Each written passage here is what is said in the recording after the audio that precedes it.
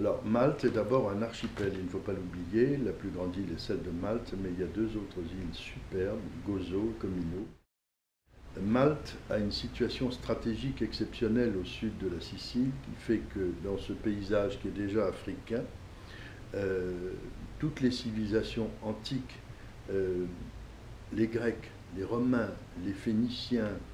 les Carthaginois, tout le monde est passé par Malte, soit pour en prendre possession, soit comme halte commerciale pour les bateaux.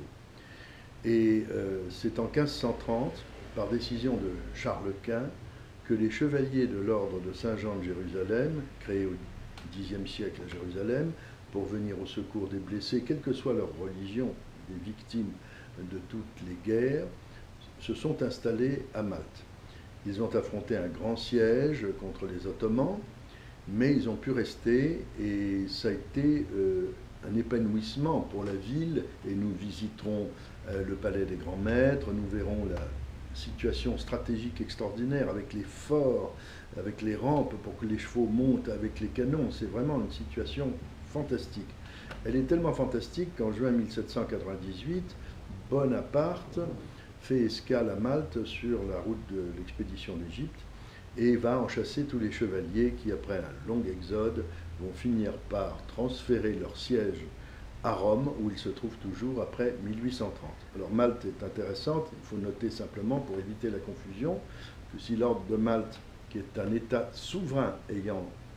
le statut diplomatique, et c'est la seule organisation caritative et humanitaire ayant ce statut, a son siège à Rome, à Malte, il y a la République de Malte et il y a une ambassade de l'ordre de Malte auprès de l'île, et les chevaliers de Malte ont récupéré une partie de leurs anciennes résidences. Alors il y a la cathédrale, la double cathédrale Saint-Jean avec un tableau du Caravage qui est extraordinaire, il y a le palais des armures, il y a la grande infirmerie qui montre comment les chevaliers de Malte ont été très en avance sur le plan médical et chirurgical, et le premier navire hôpital du monde en Méditerranée a circulé avec l'étendard de l'ordre de Malte, ce qui était une grande nouveauté. Enfin, on ne peut pas oublier que, devenue une colonie britannique, Malte a énormément souffert des assauts de l'Italie de Mussolini entre 1941 et 1943,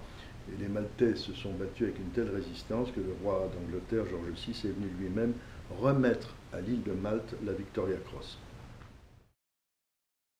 Je suis ancien porte-parole des œuvres de l'Ordre de Malte en France. Et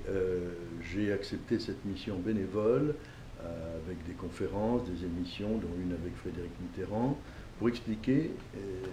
notamment à Bernard Kouchner, que c'est la plus ancienne organisation humanitaire et caritative du monde. Et c'est un ordre, évidemment, catholique, religieux et militaire, qui est aujourd'hui uniquement consacré aux fonctions humanitaires, et notamment dans les désastres des séismes au Népal récemment. Alors nous allons visiter le théâtre Manuel de style portugais, qui est un petit opéra ravissant, et c'est très rare de pouvoir le voir. Et on comprend, quand on séjourne à Malte, même le temps d'un voyage comme le nôtre, que ce carrefour de civilisation est vraiment une réalité. La langue contient un petit peu des mots d'arabe, la cuisine est à la fois sicilienne et africaine, le paysage est un morceau d'Afrique, il y a de tout. Tout le monde est passé par Malte, tout le monde a fait halte, c'est un des verrous de la Méditerranée, et c'est pour ça que c'était très très sollicité.